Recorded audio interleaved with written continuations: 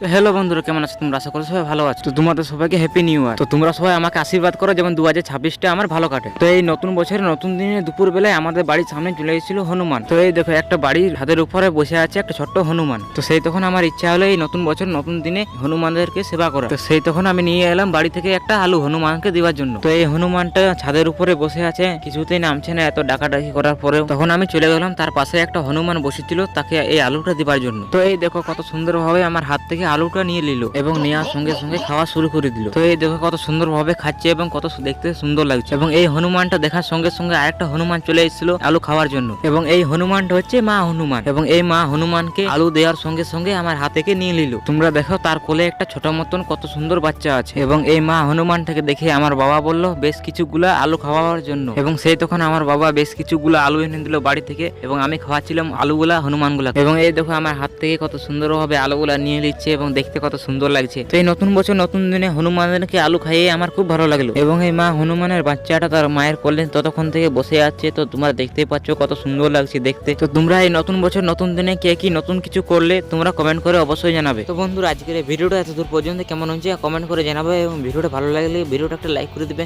তো দেখা হচ্ছে কোনো নতুন ভিডিওতে। আজকের মতন টাটা, বাই বাই।